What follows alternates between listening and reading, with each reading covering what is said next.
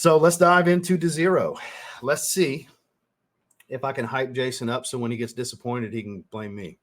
He already told me, even though he bought it before me, he already told me that if he doesn't like it, he's blaming me like he does everything else. And see, I go trimming my beard for him. Who's the better friend here? Telling you, one-sided friendship. Unbelievable. I can't not laugh when I fuck with Jason. I love Jason.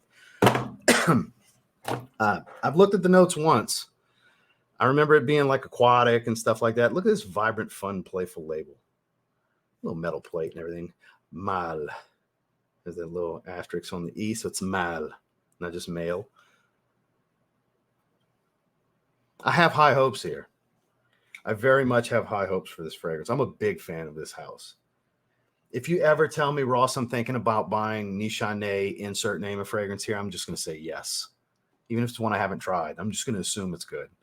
Because I've never tried anything even close to just, kind of good from them. Great work from this house. I get a little bit of a dry woody tone immediately out in the air. Like wood shop dry wood. If there's nutmeg in here, that's what that reminds me of. Dry woody spice, sawdust kind of thing. Nutmeg always gives me that. Out in the air, I'm thinking it's something like that. Just saying. Very fresh, but I get that dry wood smell. Oh, very much so. And there's a little bit of a fruit nuance.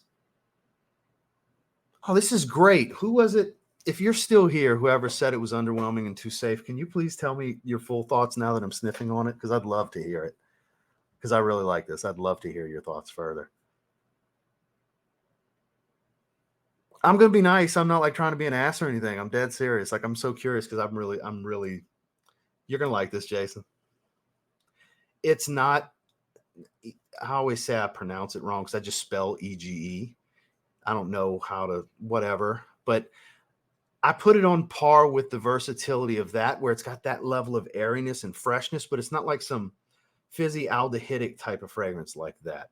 This is more watery meets dry woods. It's weird because when you hear watery and you hear dry woods, that don't sound like it can go together. But if you ever smelled oud mineral, I'd describe dry rotten wood with aquatic in that.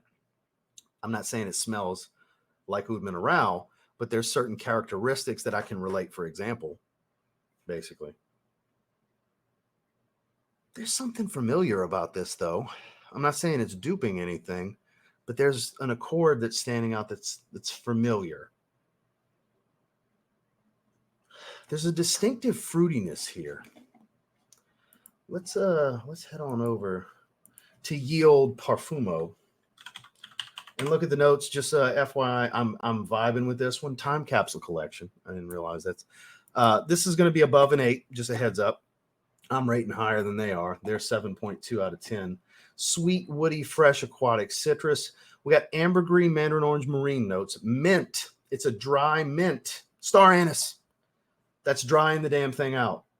The woody notes could be helping, but it's got to be the star anise. That's what I remember looking at the note breakdown being like, that's kind of weird to have with the rest of it. I don't think the carrot's drying it out. It could be cypriol is going to give a little bit of an earthiness. Geranium mixing with mint could be intensifying the freshness of the marine notes. Confident that's what's going on. The ambergris probably adding to the marine notes. It's not over the top musky, but yeah, it's clean and musky and aquatic and dry and woodsy at the same time. It's very fresh. It's got to be the mintiness and that star anise that's giving me that accord. I'm getting this dry, woody, fresh, aquatic thing. It's not a bunch of other fragrances. Let's see if anybody's relating it to anything. Oh, that's what it was. They were relating it to Cool Water Intense. I disagree. I forgot. This was one of the reasons I wanted to buy it, just to see how wild or not or accurate this would be. I could get a little bit of Bleu de Chanel EDP here. Similar type of airiness, citrus, and woods. Okay, yeah, I could see that. I'm not going to say it's exactly Bleu de Chanel because it is not, but I understand why people would say that it smells like Bleu de Chanel. There's elements here. I would say like half of it is Bleu de Chanel elements and accords. Much more aquatic than either of these, like far more aquatic and watery. A drier fragrance as well. Like that sandalwood's not making it creamy, at least not right now. Maybe later on. This is just the first few minutes, but early on, no. It's got to be that star anise and the mint that's doing what I'm saying I smell. Because while I smell it and now knowing what the notes are, that kind of makes sense to me based on what I'm smelling. Cool Water Intense, I disagree.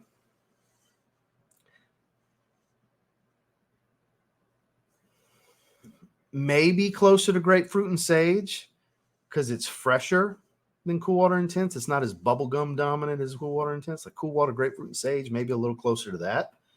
But even then, I still don't think as much.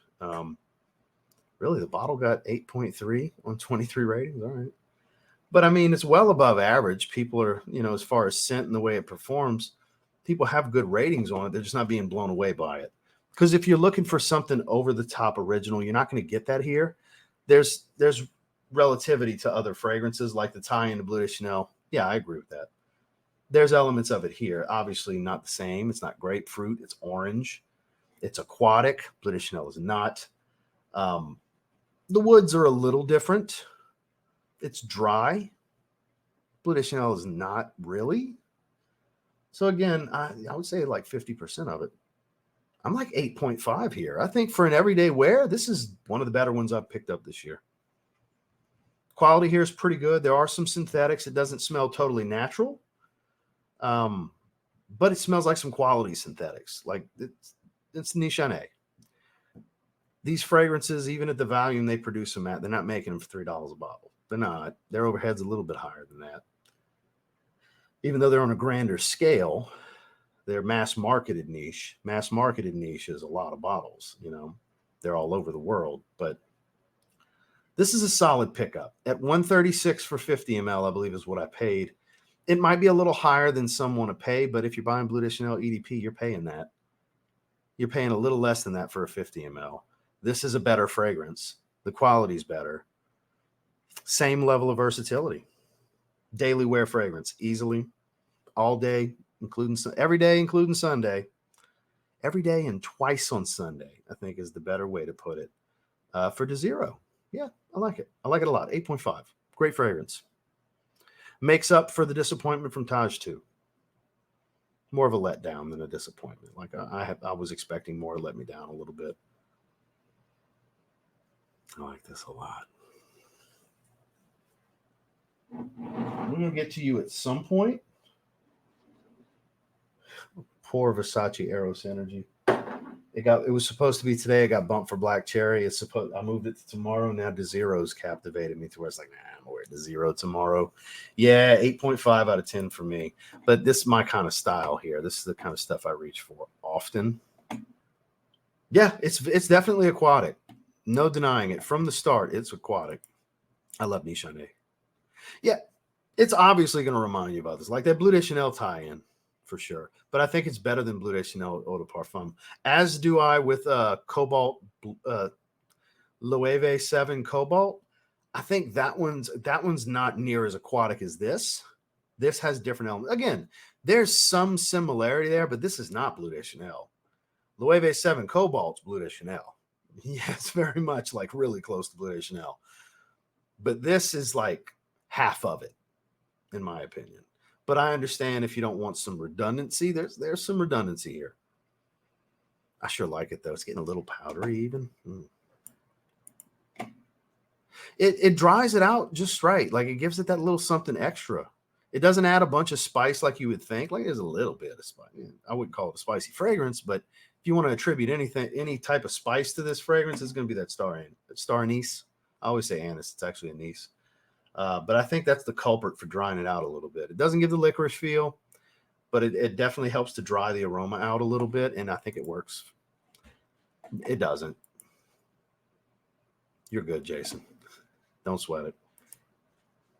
Now watch it. You're going to think it smells like Cool Water and blame me because I said it doesn't. Jesus. Also trying Flavonius. Okay, so it was you. Okay. Same experience. That one is special version and compliment, get a roast. Okay, so it was you too. Okay. Yeah, so I like it. I like it. Doesn't smell like cool water. Thank you, Spencer. I appreciate you seconding that because it does not smell like cool water intense. Like I said, I could reach with people a little bit and say maybe a little bit of grapefruit and sage, but even then, I think it's a reach. You know, like I think closer to that than cool water intense, and even then, it's still a reach. But the Blue de Chanel tie-in, I get it.